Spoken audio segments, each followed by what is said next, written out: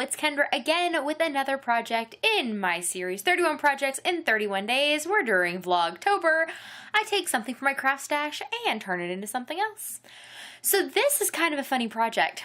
The main reason I am completing it today is because I realized that I have an issue with starting things and not finishing them. I started this project at the beginning of Vlogtober. And I started filming the footage for it, and I started putting all the parts together, and this is where I left it.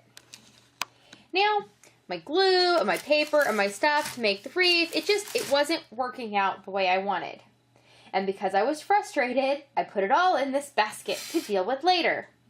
Well, later is now. So what I'm going to do, because I would like this Halloween wreath, I like the paper, I like the concept, whatever, I don't like it on the wreath form. So I'm going to pull all the little thingies that I made off, and I'm going to transfer them.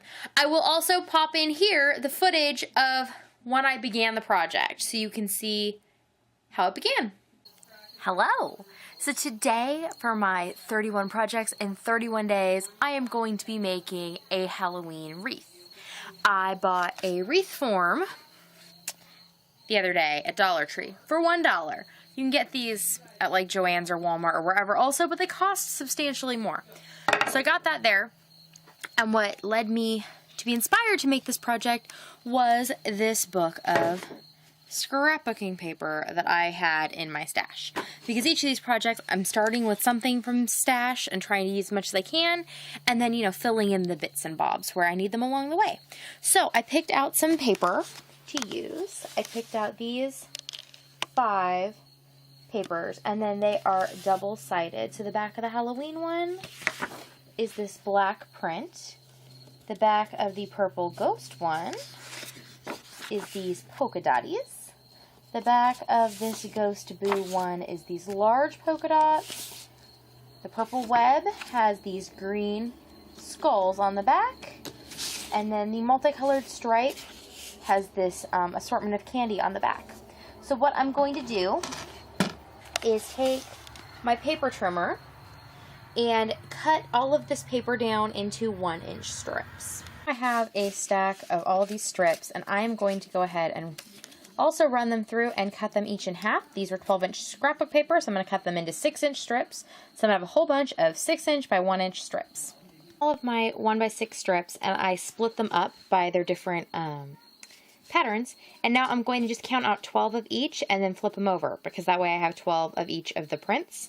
I'm going to stack them all together, and then I'm going to go through and I'm going to glue these into little like loopy doodles.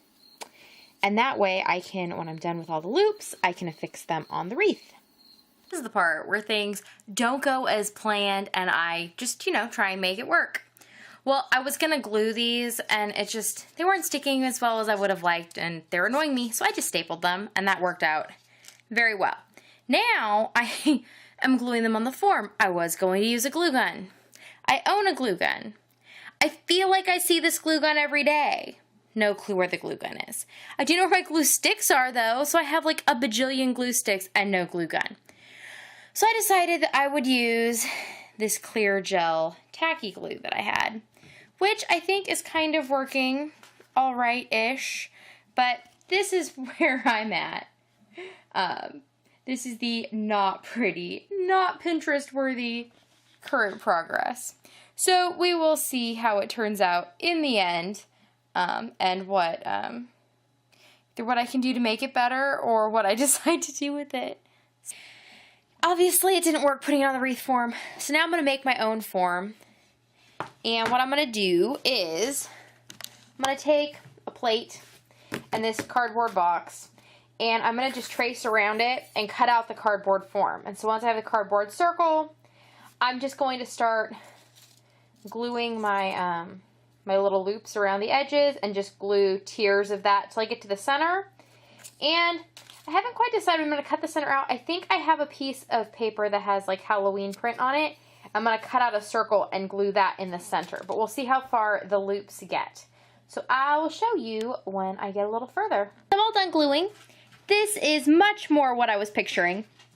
I put the little, I would do like a round of glue, and then I put the little loops on, and I did that. I ended up with 5 rounds of loops, And then in the center, I measured and I cut out a piece of scrapbook paper, and then this actually came off the cover of the stack of cardstock these all came out of, and I cut out the Happy Halloween. And now I have a happy little wreath. So I'm going to let this dry for a little bit because part of my problem last time was that I was a little impatient. And then when I'm done, I will flip it over and probably tape a loop of some sort to the back so that I can hang it on the wall. I'm very glad that I didn't give up on this project even though it didn't turn out the way I wanted, because that is sometimes when the best crafty inspiration happens, is when things aren't working out. So when the projects aren't working out, they can only sit in the naughty corner so long, and then it's really just time to get back at them and get them done, because I started the different things I'm doing for a reason, and now I intend to finish them. If you would like to see the rest of my projects, you can go ahead and check out my channel where there is a playlist that has all of my 31 projects in 31 days. And you can also go ahead and subscribe to my channel if you'd like to see my daily vlogs, to see what I'm up to every day and see how all these projects kind of end up around my house and all that, and how it all works out in my daily life. So I will see you all tomorrow.